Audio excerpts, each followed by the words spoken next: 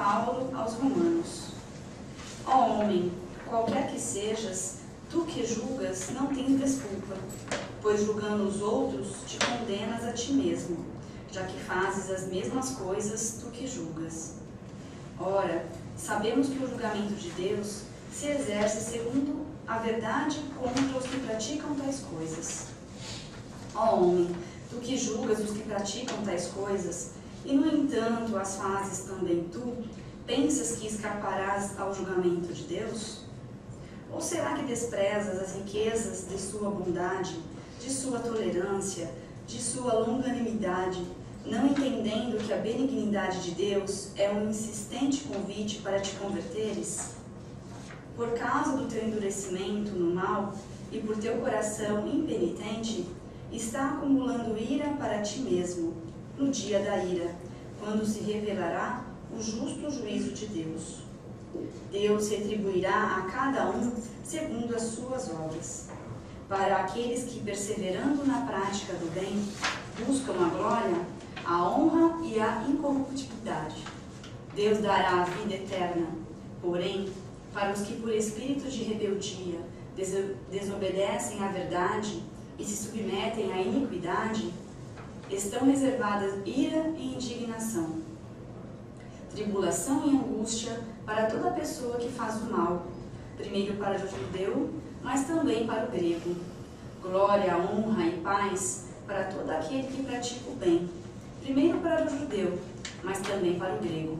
Pois Deus não faz distinção de pessoas. Palavra do Senhor. Graças a Deus. Senhor, pagais a cada um conforme suas obras. Senhor, pagais a cada um conforme suas obras. Só em Deus a minha alma tem repouso, porque dele é que me vem a salvação. Só ele é meu rochedo e salvação, a fortaleza onde encontro segurança. Senhor, pagais a cada um conforme suas obras.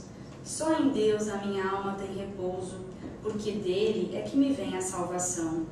Só ele é meu rochedo e salvação, a fortaleza onde encontro segurança.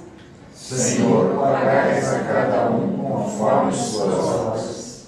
Povo todo, esperai sempre no Senhor, e abri diante dele o coração. Nosso Deus é um refúgio para nós. Senhor, pagais a cada um conforme suas obras. Aleluia, aleluia, a minha alma abrirei. Aleluia, aleluia, Cristo é meu Rei. O Senhor esteja convosco. Proclamação do Evangelho de nosso Senhor Jesus Cristo segundo São Lucas.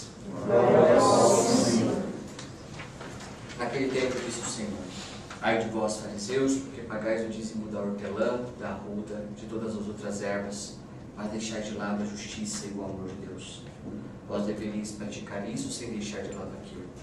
Ai de vós, fariseus, porque gostais do lugar de honra nas sinagogas e de seres cumprimentados nas praças públicas. Ai de vós, porque sois como túmulos que não se veem, sobre os quais os homens andam sem saber. Um mestre da lei tomou a palavra e disse: mestre, falando assim, insulta-nos também a nós. Jesus respondeu: ai de vós também, mestres da lei, porque colocais sobre os homens cargas insuportáveis, e vós mesmos não tocais nessas cargas, nem com um só dedo. Palavra da salvação. Glória a vós, Senhor. Louvado seja nosso Senhor Jesus Cristo. Para sempre seja louvado. Eu sempre gostei desse Jesus Street Fighter, sabe? Esse Jesus precisa dar umas porradas legais assim, pra gente que tem temperamento forte, assim, gente que tem temperamento de. Tem uns que são mais tímidos, tem medo de dar bronca, pra gente igual o Padre Renato. E ver Jesus assim, dá um pulsão. Ai, que bom que o Senhor dá umas broncas de vez em quando. Mas um dia eu estava meditando nessa minha oração. E aí Jesus fez eu olhar para uma coisa que eu não queria tanto olhar não, pra falar a verdade. Ele me deu um outro Street Fighter aí, né? Ele me deu um Hadouken que eu fui parar lá longe. Antes de ele chamar a atenção assim da pessoa, como ele está fazendo, decretando o ai. O ai bíblico, tipo, você está na roça, meu filho. Você está a um passo da condenação. É isso que Jesus está falando com esse ai. Ai. Os profetas usavam muito esse ai para dizer que está tudo perdido. Mas antes dele decretar isso, que é tão fácil para a gente, né? Oh meu Deus, como é fácil decretar as coisas. Dizer, você está ferrado, você está lascado, você vai se lascar todinho. É fácil fazer isso, é fácil já jogar a sentença logo. Mas antes de Jesus ter feito isso, ele se encarnou. E aqui que está o X da questão.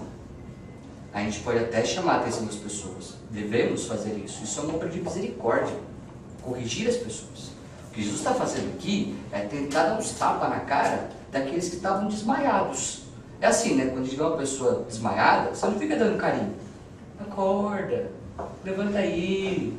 Não, você começa a dar uns tapão na cara da pessoa para ver se ela acorda. Não é isso? Jesus está vendo esses fariseus, esses mestres da lei, tão perdidos neles mesmos, tão perdidos com essas exterioridades, que faz eles se cegarem a ponto de não ver que Deus está na história deles. É como se eles estivessem realmente fora da realidade. E aí Jesus dá uns tapas na cara assim, para fazer eles enxergarem, acordar, tanto para os próprios pecados, mas muito mais do que isso, para ver que Deus está na história deles. O Messias enfim chegou, esse que eles tanto esperavam, e esperam até hoje, os judeus, né? Está ali, na frente deles. E aqui que está a grande majestade da correção de Cristo. Ele não fez isso primeiro. Ele primeiro se encarnou. Ele primeiro entrou na história dos fariseus. Ele primeiro se colocou em pé de igualdade. Aqui a gente entende toda a dimensão de compreensão, entendimento. Cada milagre que Jesus fazia, e ele fez muitos antes de chegar na correção. Antes de chegar no ai, ele manifestou muitas outras realidades que era para fazer com que o coração daqueles homens se enternecesse pela presença do Senhor. Só que eles insistem, e aí entra a carta de Paulo. O coração de vocês se fechou. O coração de vocês ficou cego na impiedade. E aí, por causa disso, Jesus dá mais uma violência. Então aqui nós podemos nos questionar.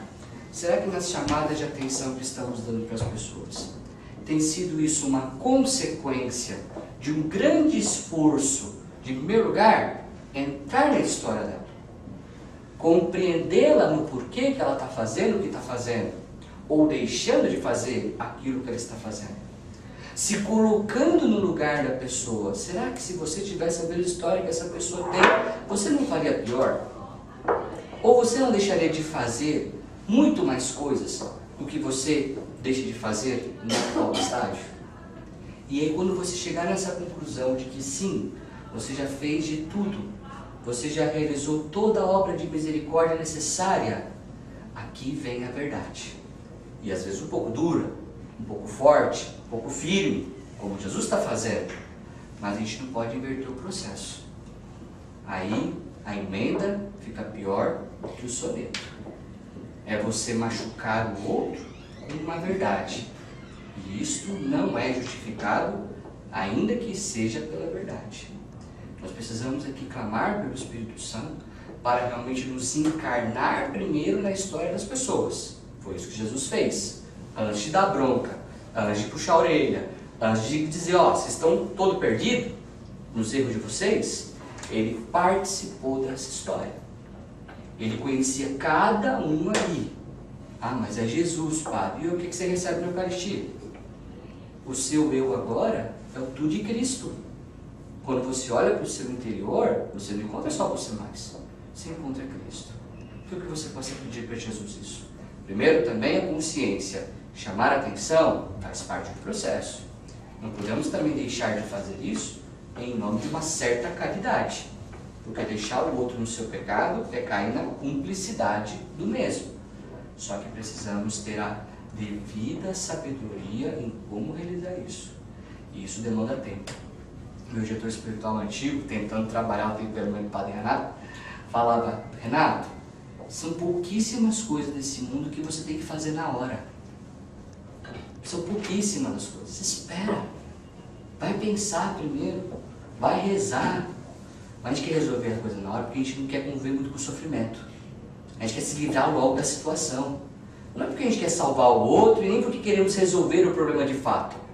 É porque nós não queremos ficar passando pelo processo da paciência. Esta palavra quer dizer muita coisa. Paciência. Arte de saber sofrer. Não adianta a gente querer eliminar os sofrimentos da nossa vida. Eles sempre vão existir. E Jesus, já sabendo disso, Ele viveu o sofrimento para nos dar um sentido. Quando nós somos pacientes, quando nós esperamos o momento certo, vivenciamos aquele incômodo, aquela dificuldade que o outro está causando na minha vida. Isso tem valor de oração para Deus. Isso tem valor de uma verdadeira imolação da sua parte em prol do outro. Então, aquela diquinha do contar até 10. Sai de perto, vai tomar um milkshake, vai, sei lá, faz qualquer coisa. Mas no calor da hora, no ímpeto, não vai dar certo. Você vai causar muito mais dano do que ganhos você vai receber.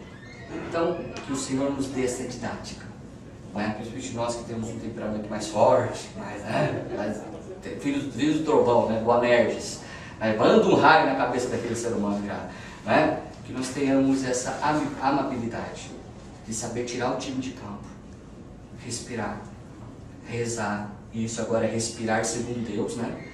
Receber o ruar de Deus, o rezar é isso, é receber o oxigênio do céu, que é o Espírito Santo, para que Ele nos conduza no processo de converter o outro, não simplesmente de corrigir o outro. Louvado seja o nosso Senhor Jesus Cristo.